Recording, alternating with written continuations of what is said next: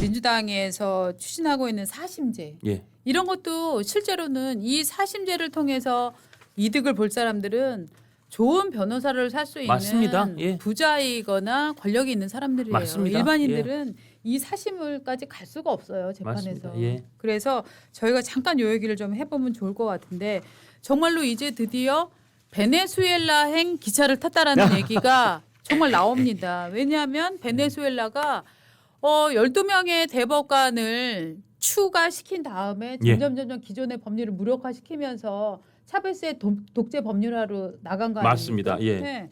그래서 드디어 신문에 베네수엘라 사법 독재 이런 단어들이 나오고 있습니다. 그게요. 네. 참 정말 기가 막힌 것이 어떻게 이번에 민주당이 내놓은 이 사심제 예. 뭐 또 대법원 뭐 예. 이런 것들이 예. 증언 이런 것들이 당시에 베네수엘라에서 우고 차베스가 했던 일하고 마치 복사해서 붙여준 그쵸, 것이 그쵸. 비슷해요. 왜냐하면 그때 그게 2004년에 있었던 일입니다. 예. 우고 차베스가 당시에 입법부를 장악을 해요. 네. 이제 입법부 장악한 다음에 제대로 이게 잘 안 돌아갈 것 같으니까 그때 내건 슬로건이 뭐냐면 사법 개혁이에요. 예. 아 지금 우리 보는 거하고 거의 뭐 그렇죠. 판박이로 똑같습니다. 그 다음에 놀랍게도 대법관 증언 숫자가 똑같아요. 예. 당시에 맞아요. 베네수엘라가 대법관이 20명이었는데 그걸 32명으로 해요. 네. 그러면서 12명을 늘리거든요. 이 정도면 거의 표절 시비가 이뤄야 되는 거 아니에요? 아, 그런 그렇군요. 시비가 베네라- 예. 야 이거를 갖다 그대로 베꼈으면 최소한 지적 재산권이라도 출처라도 밝히든지 아니면 네. 우리한테 사용료를 냈어야 되는 거 그렇네요. 아니야? 와. 그런 얘기, 아니 그 정도로 똑같은 줄은 몰랐네요, 네. 진짜. 그렇게 돼 있어요 지금. 예, 예. 숫자가 똑같아요. 우리나라 지금 증언하는 12명 하겠다는 거랑 네, 예. 1년에 4명씩 한다는 거 아닙니까? 네. 그거랑 베네수엘라 12명이랑 똑같아요. 숫자가. 그래서 고려대 차진하 교수가 네. 이거 베네수엘라 판박이다라는 그렇습니다. 이야기를 강조하는 이유가 거기 있는 겁니다. 네. 자, 베네수엘라로 가고 있다. 이거는 그런데 원래는 그렇게 안 할 것이다 하는 얘기도 많았다고 하는데 지금 보도 나오는 걸로 보면은 결국은 이거 대통령실하고 조율했다. 그 오늘 하는 얘기가 조선일보 나오고 일면에서 아주 강하게 네. 치고 나갔어요. 그러니까 네. 사실상 사심제로 대법원에서 확정 판결 난 거를 또 한 번 더 그 재판을 위에다가 그 소원할 수 있는 거는 이건 도입 안 할 것 같다. 일단 대법관 14명에서 26명 늘리는 것만 포함할 줄 알았는데 오늘 아침에 분위기는 조선일보에서 상당히 확인하고 썼을 거로 보이니까요. 사심제까지 밀어붙인다. 그래서 그러면 정말 이제 대법원은 사실상 무슨 제2 고등법원 정도로 격하고 거의 많은 사람들이 아니 사실 억울하다 싶으면 저 헌법재판소로 가서 사심 받아보려고 할 거예요. 그렇죠. 그리고 이제 예. 저희 시청자들께서 아마 다들 알고 계시겠지만 이제 덧붙이자면 조선일보 제목을 눈여겨 보실 필요가 있습니다. 대통령실과 조율을 거쳐 예. 이렇게 네. 돼 있어요. 근데 이번에 그 사법 개혁안에 양대 초점이 있는데 하나는 대법관 증언, 예. 하나는 사심제였습니다. 그런데 이제 여론이 워낙 안 좋으니까 그 중에서 사심제 여론이 워낙 안 좋으니까 예. 당에서는 사심제를 슬그머니 뺐어요. 예. 네. 그리고 이제 사법 개혁안에는 대법관 증언 문제만 딱 넣은 겁니다. 네. 네. 그런데 이게 대통령실에서 갑자기 분노의 소리가 들리는 거예요. 야, 핵심이 그게 아니야. 대법관이 아니고 이재명 대통령이 유죄 판결이 되더라도 그걸 뒤집을 수 있게 헌법재판소까지 끌고 가자는 거예요. 이게 핵심이었어. 이 사람들이 지금 무슨 짓을 하고 있는 거야?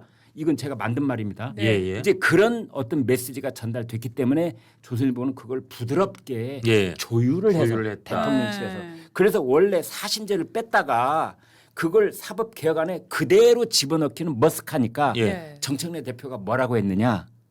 이거는 당 지도부가 당론으로 추진하겠다. 예. 그리고 별도로 발의를 하겠다. 네. 지금 그렇습니다. 이렇게 돼 있는 겁니다. 그래서 그동안에 당과 지금 용선 대통령실 사이에 어떤 메시지와 분위기가 오고 갔는지 충분히 짐작해 하는 제목이 대통령실과 조율 후 조율. 이렇게 돼 있는 겁니다. 네. 이렇게 되면 그 오늘 조선일보 사설도 그런 얘기를 썼어요. 이게 정말 이재명 대통령의 재판 때문에 이런 걸 하는 것이냐? 사심제 민주당 폭주 정말 이재명 대통령 재판 때문이냐? 근데 실제로 저 재판 대법관 증언하고 사심제 하면 유죄 취지로 파기환송했던 대법원 구성을 임기 내에 완전히 바꿀 수 있고요. 재판 소원도 추진해서 혹시라도 대법원에서 혹시라도 이렇게까지 대법원을 22명을 임기 중에 새로 임명해서 단단하게 해놨는데도 여기서도 이게 안 비틀어진다? 그러면 다시 한번 헌재에 가서 헌재에서 할 수 있게 2중, 3중, 4중 잠금 장치로 절대 이재명 대통령에 대해서는 유죄 때문에 이 임기 이후에라도 처벌받는 일을 없게 만들려고 하는 거 아니야? 이런 의심을 강하게 가질 수밖에 없어요. 그렇지 않고는 이 방향성을 설명할 길이 없는 것 같습니다. 그렇죠. 근데 이 보디가드를 정문 앞에 세워놓고 현관 앞에 세워놓고 침실 앞에 세워놓고 아무리 세워도 그 불안한 법입니다. 그렇죠. 불안해요. 그러니까요. 불안한 그러니까, 예. 어딩이 또 나왔어요. 어제 네. 국감에서도. 어저께 질의를 했잖아요. 이재명 대통령 임기 중에는 재판이 되냐 안 되냐라고 물었습니다. 그러자 서울 고법원장이 답을 했습니다. 이론적으로는 가능합니다. 근데 이거 지극히 양자 당연한 역학적으로는 가능하다. 양자 역학적으로 가능합니다. 아니 이게 어떻게 보면은 이게 우리나라의 현재 법이에요. 맞습니다. 예. 현재 법은 이렇다라는 걸 다시 한번 인식시켜 줬는데 네. 원칙을 인식시키면 깜짝깜짝 놀라는 사람들이 있는 거예요. 네, 그렇죠. 그 법이 아직도 살아 있어. 뭐야? 그 법이 살아 있다고?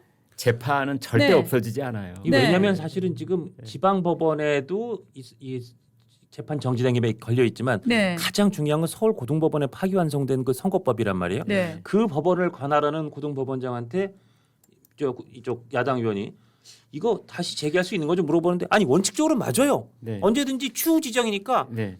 이를테면 원천적으로 오늘 예. 그 파기환송 재판부가 예. 우리가 생각해봤는데 헌법 84조는 소추는 기소만이기 때문에 재판은 하는 게 맞는 것 같아서 예. 자 재판 지정합니다. 네. 자, 다음 달 11월 15일을 다음 기일로 지정합니다 하면 네. 뭐 어떻게 할 수가 없는 거예요. 네. 거기에 대해서 법원장 입장에서는 본인이 이걸 지정하는 사람도 아니고 이론적으로는 가능하다. 불가능한 건 아니다. 네. 라고 말하는 게 이건 지극히 당연한 거지. 그럼 고등법원장이 저희가 감히 대통령님 재판을 어떻게 다시 하겠습니까? 헌법 84조는 무조건 재판도 정지되는 거로 저희는 이미 머리에다 확 박인을 시켰기 때문에 절대 재판 안 할 겁니다. 걱정하지 마십시오. 의원님 각하. 이러라는 거예요? 당연히 고등법원장이 말한 건 아주 법리적으로 지극히 합당한 얘기를 한 거죠. 지금 이 얘기에 깜짝 놀래갖고 장경태 더불어민주당 네. 의원이 이렇게 네. 얘기했어요. 아, 뭔 소리야? 대통령은 헌법 84조에 의해서 내란 외환을 제한하고는 소추받지 않는다 돼 있는데 서울 고법원장이 지금 재판 진행이 가능하다고 지금 답을 한 거예요? 라고 물어봤어요. 예. 그러자 이 김 고법원장이 또 답을 합니다. 예. 아니요, 저는 지금 현실 재판에 대해서 말씀드린 게 아니에요. 이론적으로는 소추에 재판이 포함된다는 견해도 있고 포함되지 않는다는 견해도 있어요라고 답을 한 거예요. 이거 무슨 뜻이냐면 아니 그래서 지금 당장 시작할 거냐? 그거는 내가 지금 답할 수 없어. 하지만 헌법에 쓰여 있기로는 그렇죠. 헌법에 근거하면 그 재판은 지금 당장 시작할 수도 있어. 이론적으로는 이라고 얘기를 한 겁니다. 원칙을 표명한 거죠. 아니 이건 지극히 당연한 말씀이고 그리고 아까 잠깐 넘어왔지만 대법관 증언 그리고 4심지 이게 얼마나 정말 문제가 많은지 이 부분을 제가 꼭 한번 짚고 싶어서 간단히 정리해 게 있으니까 그건 좀 말씀드리고 싶어요. 진짜 이게 정말 저는 되게 악독하거나 아주 참 음모가 잔뜩 배어 있는 추진이라고 생각되는 게 이를테면 이런 거예요. 이거 공포되고 1년 있다 그때부터 대법관을 임명한대요. 이거 왜 그런지 아세요? 조희대 대법원장 임기가 내후년 6월에 끝나요. 네네네. 근데 대법관은 앞으로 이제 어차피 12명 늘어나면 4명을 신구 지명하는데 대법원장의 제청을 받아서 대통령이 임명하거든요. 조희대 대법원장 제청은 받기 싫다는 거예요. 그러니까 받더라도 딱 한 번 받겠지. 네. 급하게 하면은 2번 이렇게 8명씩 받아서 하고 싶잖아. 자, 조희대 나간 다음에 할 거야. 그래서 그것도 1년을 공포한 다음에 1년 있다가 한다 그러죠.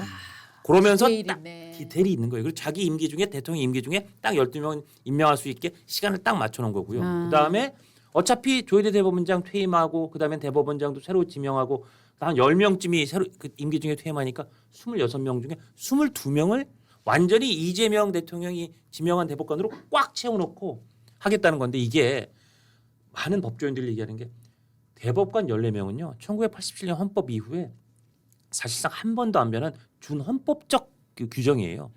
딱 한 번 변했던 게 2005년인가에 그 당시에 대법관이 겸임하는 법원행정처장을 그냥 정무직 장관급으로 바꿔서 잠깐 바꾼 적이 있었거든요. 그러다 다시 돌아와서 지금이나 그때나 14명 중에 1명은 대법원장, 1명은 재판하지 않는 법원행정처장, 나머지 12명이 4명 소부로 재판해.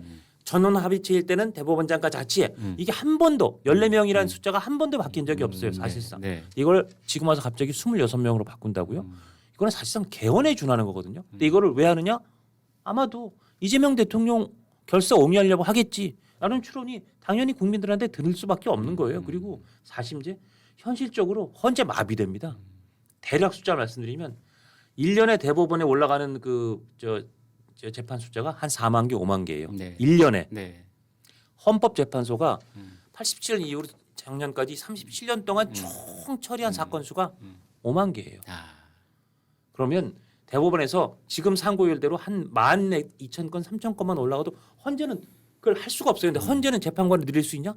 헌재는 헌법에 재판관은 9명으로 구성한다고 되어 있기 때문에 늘릴 수도 없어요. 이건 사실은 사법 체계에 완전히 뒤틀리고 왜곡시키고 그냥 그 교통 도로를 막게 하는 그런 시스템 만드는데 왜 할까?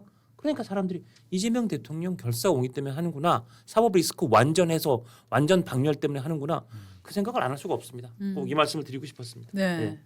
야, 근데 굉장히 디테일 있게 꼼꼼하게 내 편을 어떻게 채워낼까 하는 그러니까 거를 디테일이 있다니까요. 네, 디테일이 장난 아니네요. 1년 있다가 네. 그게 다 가장 완벽하게 사법 리스크를 박멸시키고 가장 내 편을 잘 꽂아넣을 수 있는 시점까지 감안한 거예요. 네. 근데 말이죠. 저는 이런 생각이 네. 잠시 들었어요. 사심제를 해놓았다가 사심제가 나를 위해서 만들었으니 아이고 이제 다리 뻗고 자야 되겠다 할 사람들이 있는지 모르겠는데 정반대로 대법원에서 무죄가 나왔는데 예. 이게 헌재까지 가가지고 유죄가 될 수도 있잖아요. 근데 헌재 구성도 이미 다 이재명 대통령이 자기 사람을 심어놓고 나가니까. 정권 바뀌고 헌재 구성은 바뀐다고 했을 때 그 다음에요. 근데 아까 대통령이 가지고 있는 이른바 불소추 특권 이게 네네. 헌법 네. 84조인데 저희 조선일보 독자 한 분이 저는 처음 봤어요. 뭐냐면 이제 이 불소추 특권의 소추라는 두 글자에 재판이 포함됐느냐 안 됐느냐 이거 아니에요? 네. 이제 일반적으로 헌법학계에서는 거기에 포함 안 돼. 재판은 별도야. 오로지 공소, 기소 이것만 바로 그 소추라는 거야. 또는 탄핵 이런 것만 소추라는 거야라고 이제 그 주장을 하고 있는데 저 독자 한 분이 뭘 얘기를 했냐면 우리나라 헌법 68조 2항에 보면 이렇게 돼 있어요. 대통령이 재판 등 기타 사유로 예. 자격을 상실할 때 60일 이내에 후임자를 선거한다. 이렇게 돼 있어요. 네. 야 그게요. 그렇다면은 대통령 거긴 대통령 당선인이라고 돼 있던데 예. 대통령이 권위 사태가 벌어졌거나 뭐 이제 이렇게 돼 있어요. 그런데 아무튼 그게 좀 모호한 거죠. 말씀하신 딱 그건데 68조 2항이 대통령이 거리된 때 또는 대통령 당선자가 사망하거나 판결 기타의 사유로 자격을 상실한 때로 돼 있으니까 판결의 이유로 상실하는 건 어떻게 보면 대통령한테도 해당될 것처럼 보이고 네. 대통령 당선자한테만 해당될 것처럼 보이니까 이 헌법 규정이 아주 명쾌하지가 않아서 그래서 조금 제 말씀 예, 이제 예. 마칠게요. 예. 그게 뭐냐면 대통령 당선자를 그러면 대통령하고는 완전히 구별될 사람으로 봐야 되느냐? 왜냐하면 그게 좀 다를 수 있다. 예, 예. 이제 우리는 이렇게 보는 건데 그런데 아무튼 거기에 재판 등 기타 사유로 자격을 상실했을 때 이렇게 돼 있잖아요. 그렇죠. 그러면 아니 판결이라고 돼 있어요. 그 헌법에는 판결. 판결 기타의 사유로 그 자격을 상실할 때는 예. 그러면 판결이 나오려면 대통령한테 판결이 나오려면 재판이 있어야 되는 거 아니냐. 예. 재판 없는 판결이 어디가 있냐. 맞습니다. 예. 따라서 이 헌법 68조 2항은 헌법 84조보다 앞에 나와 있는 조항이에요. 예. 그렇다면 대통령도 재판을 받아야 된다는 것이 간접적으로 예. 68조 2항에 명시되어 있는 것 아니냐라고 지적을 하셨더라고요. 저는 그거에 상당히 수긍이 됐습니다. 그러니까 이 68조 2항이 대통령한테까지도 해당된다고 본다면 대통령도 당연히 재판의 대상이란 게 여기에 명시 이렇게 딱 그렇죠. 취지가 포함된 거로 볼 수 있다. 그렇죠. 이렇게 보는 헌법학자도 굉장히 많습니다. 네, 네. 굉장히 많습니다. 예. 근데 과거에는 그게 다수설이었거든요. 법원의 상식이었단 말이에요. 그리고 소추는 네. 법률 여기저기 보면 다 기소라고 해석되지 거기에 재판까지 그럼요. 포함된다는 그럼요. 해석은 아니, 거의 없어요. 이번 일이 터지기 전에 저는 그 헌법에 나와 있는 그 소추가 재판을 포함한다는 걸 이번 처음 알았어요. 그러니까 포함될 수도 있다는 걸 정말 처음 알았어요. 왜 이렇게 해석하지라고 처음에는 그 아주 소수 사람들을 향해서 왜 그런 얘기하는 거야? 이런 분위기였어요. 왜냐하면 소추가 탄핵 소추 이렇게 돼 있잖아요. 탄핵 소추. 그다음에 이 검찰이 공소하는 거를 그것도 소추. 그렇게 소추는 두 가지만 있는 겁니다. 그래서 국가적 소추, 검찰적 국가주의 소추와 검찰주의 소추 두 가지만 있는 거예요. 근데 갑자기 뭐 법원주의 소추를 들고 나온 겁니다. 이번에 처음으로. 쨍하고 해 뜰 날 함께 가자.